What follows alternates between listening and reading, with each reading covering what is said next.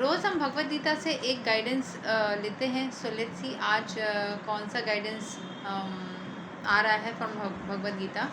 So let's start. आज हमारे पास Bhagavad Gita chapter 10 the opulence of the absolute का श्लोक 35 आया है। बृहत् समा तथा समनां गायत्री छन्दसाम् अहं मसाणां मर्गा शिरसोऽहं ऋतूनां कुसुमाकरा. Of the hymns in the Samaveda, I am the Brihat Sama, and of poetry, I am Gayatri. Of months, I am Magar Sirsa, November, December, and of seasons, I am flower bearing spring. तो भगवान श्री कृष्ण अपने बारे में जब बताने लग गए हैं कि वो कौन है, उसमें वो अपना डिस्क्रिप्शन दे रहे थे. ओपिनियंस ऑफ द एब्सोल्यूट जो चैप्टर है उसमें भगवान श्री कृष्ण अपने बारे में बताते हैं, अपने बारे में कितने वो महान है उस बात को बताते हैं. सो जो जितने भी सारे हिम्स हैं, यानी कि जितने भी सारे जो हम चैंटिंग्स करते हैं उसमें से जो कि साम वेद में है वो बृहत् समा है. भगवान श्री कृष्ण वो पोइट्री में से वो गायत्री है. सारे महीने में से वो माघ का महीना है जो नवंबर दिसंबर में आता है, और सारे सीजन्स में से वो फ्लावर बेयरिंग स्प्रिंग सीजन है. It has already been explained by the Lord that amongst all the Vedas he is the Samaveda. The Samaveda is rich with beautiful songs played by various demigods. One of these songs is the Brihat Sama, which has an exquisite melody and is sung at midnight.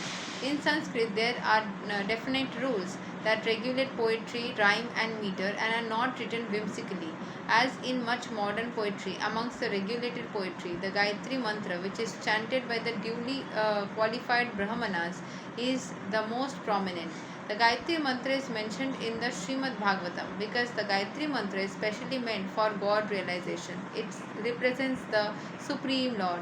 The mantra is meant for spiritually advanced people, and when one attains a success in chanting it, he can enter into the transcendental position of the Lord. Gayatri Mantra. Om भूर्भुवस्वः तत्सवितुर्वरेण्यं भर्गो देवस्य धीमहि धियो यो नः प्रचोदयात्. ॐ भूर्भुवस्वः तत्सवितुर्वरेण्यं भर्गो देवस्य धीमहि धियो यो नः प्रचोदयात्. ॐ भूर्भुवस्वः तत्सवितुर्वरेण्यं भर्गो देवस्य धीमहि धियो यो नः प्रचोदयात्. One must first acquire the qualities of the perfectly situated person, the qualities of goodness according to the laws of material nature, in order to chant the Gayatri Mantra. The Gayatri Mantra is very important in Vedic civilization and is considered to be the sound incarnation of Brahman. Brahma is the initiator and is passed down from him in disciplic succession. और भी है, पहले इतना समझते हैं. भगवान श्री कृष्ण खुद को सामवेदा के ब्यूटीफुल सॉन्ग्स जो प्लेड हुए हैं, जैसे मतलब बहुत सारे जो हिम्स है, सॉन्ग्स है, उसमें से खुद को बृहत् समा यानी सबसे जो एक्सक्विजिट या सबसे सुंदर म्यूज़िक है उस कैटेगरी में लाते हैं. संस्कृत में बहुत सारे पोइट्री के रूल्स होते हैं जो कि बहुत ही अलग तरीके से मतलब they are not whimsically written as much as modern poetry. Modern poetry जैसे नहीं लिखे जाते, उसमें मंत्र लिखे जाते हैं, जैसे कि गायत्री मंत्र जिसको सिर्फ ड्यूली क्वालिफाइड ब्राह्मणास जो कि मोस्ट प्रोमिनेंट लोग हैं वही चैंट कर सकते हैं. गायत्री मंत्र को श्रीमद् भागवतम में मेंशन किया गया है क्योंकि गायत्री मंत्र स्पेसिफिकली भगवान की प्राप्ति के लिए मेंशन किया. वहाँ पे मंत्र का मीनिंग ही होता है कि मुझे भगवान की कृपा मिले, मैं हमेशा सही रास्ते चलूँ, मेरे लाइफ में सिर्फ और सिर्फ अच्छी भावनाएं मेरे को मिले. So this mantra is meant for spiritually advanced people, and when one attains success in chanting it, he can enter into the transcendental position. जब कोई इस मंत्र का जाप करते हुए उस लेवल तक पहुंच जाता है तो वो भगवान के करीब हो जाता है. उत्सव के अंदर किसी को भी इस गायत्री मंत्र को चैंट करने के लिए उसके अंदर वो क्वालिटीज़ होनी चाहिए जिससे कि वो उस मंत्र को चैंट कर सके और उसका शुभ फल प्राप्त कर सके. गायत्री मंत्र वैदिक सिविलाइजेशन में एक बहुत ही इम्पोर्टेंट मंत्र माना जाता था, अभी भी है, जिसका साउंड जो है वो ब्राह्मण से ही निकल करके आया है, परम ब्रह्म से निकल करके आया है.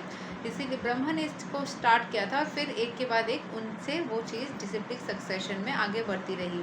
जो नवंबर दिसंबर का महीना है वो बेस्ट होता है चैंट करने के लिए, because in India grains are collected from the fields in this time. Grains collect होते हैं, मतलब पूरा वो फसल फला हुआ रहता है.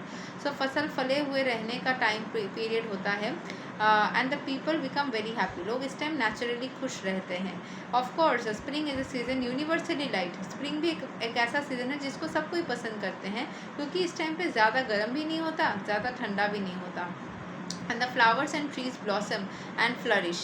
In spring, there are also many ceremonies commemorating Krishna's pastimes. Krishna के pastime से related बहुत सारे festivals भी इस टाइम पे आते हैं।